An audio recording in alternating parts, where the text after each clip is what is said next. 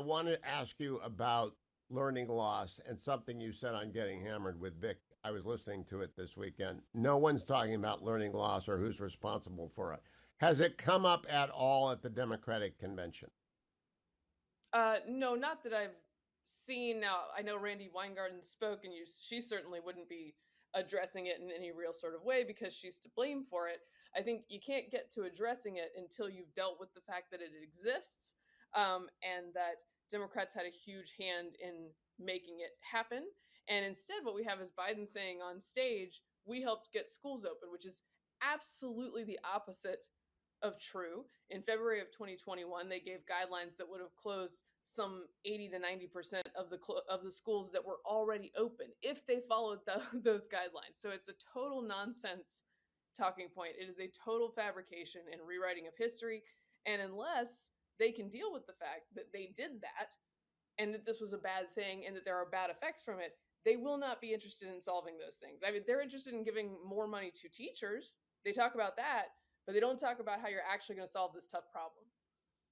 Mary Catherine, I'm curious what you think about Tim Walz. I don't think vice presidents matter at all except as talking point machines, but he's become a distraction. Do you think they would pick him again if they had to do it over after the war record, after the IVF, after the football coach, not assistant football coach? There's a string of expansive language about his past and misdirection Right. about his past. Should people pay any attention to that?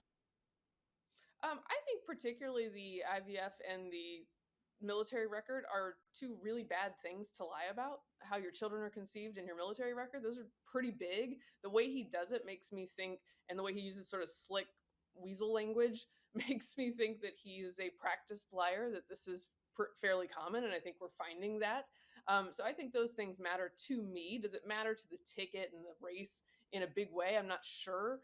I think he was chosen largely out of her sort of comfort with him and insecurity, maybe about being overshadowed by Shapiro and some of the other the pro Hamas constituency that Shapiro might upset if he put him on the ticket. And so I think this was maybe a choice from a place of insecurity and not a place of confidence. And this is what she ended up with. Josh Shapiro is a friend of mine. Not a good friend, but I've had lunch with him. I know him. I text with him, that sort of stuff. I like him a lot. He says it wasn't anti Semitism. I think he's hiding for the Democrats. What do you think? I mean, look, it's obviously part of the calculation. I know that he has to be part of the team and make it look as good as possible, and he's a good politician, so he is capable of doing that. And maybe he's happy not to be on this ticket because it might be a slog from now until election day, and they could lose to Donald Trump, right? He could have a cleaner shot in the future. But no, I think it's obviously part of the calculation. And because I thought if they put him on this ticket, this thing may be done. That's how much people in Pennsylvania like him. And to pass up on that, you have to have a very good reason slash very bad reason, which is what this one is. That was her first major decision. Her second was to announce price controls on groceries. Now, I pointed out to Brett Baer on Friday night, we don't have an exhibit on price controls at the Nixon Library, which I oversaw the construction of. And the foundation doesn't hold panels on the 50th anniversary of price controls. Why would they ever think that was a good idea, Mary Catherine? I think because it sounds like a clean way to solve a problem if you know nothing about how price controls work. Right. And I don't think a lot of people know a ton of economics these days. I hope that people know more than thinking price controls will work. It will literally do the opposite of what she wishes to do. It will hurt a bunch of people, just as a $25,000 payment for first-time home buyers will do the opposite and hurt a bunch of people, which is raise housing prices. But people have to understand economics to know that, and I think they want to slide by without anybody dealing with that.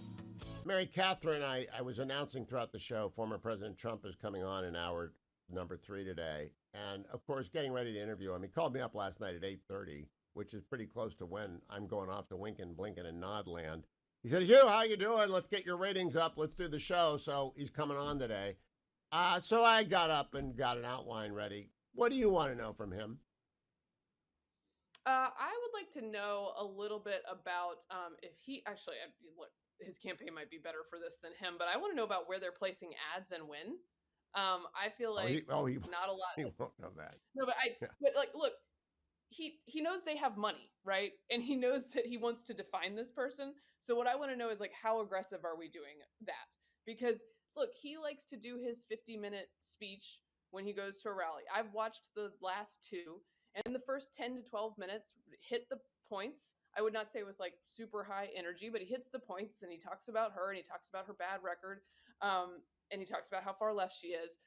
But I do feel like there's been a gap where we have not done that in a consistent way. And the way we're going to end up having to do that was with a lot of ads in a lot of places. And I want to know from somebody that this is happening. Yeah, Pennsylvania, Michigan, Wisconsin, Nevada, and Arizona. Mary Catherine, I believe, and maybe North Carolina and Georgia. You're a Georgia girl. Do you really think that's close again, or was that a one-off 4 years ago? I worry about it because it obviously Atlanta and all these metro areas matter. I think you have suburban voters there who several times over have shown that they do not gravitate toward Trump or people who are endorsed by him, right? So I think you have to do a little bit of wooing.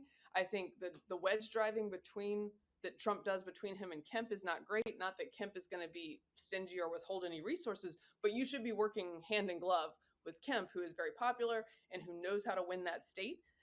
Maybe that's a question for Trump. Can you guys get together? Can you guys hang out Yeah, and talk about how to do the great get out the vote question. down there? My last question for you is, how do you think J.D. Vance is doing on the stump? And I have Paul Ryan, who I thought was going to be the perfect vice presidential candidate in mind. He was great on the stump. He got sliced up in the debate because the Catholic kid took over and he was deferential to Joe Biden. Do you think J.D. will do the same with Governor Walz? No, I don't think he will. I think probably the lie about the military record has ticked him off a bit. It seems to light a fire under him. The joke he made yesterday about recruiting a friend from home who just lies a bunch to practice with for the debate, I thought was kind of funny. I think he's an underrated talker.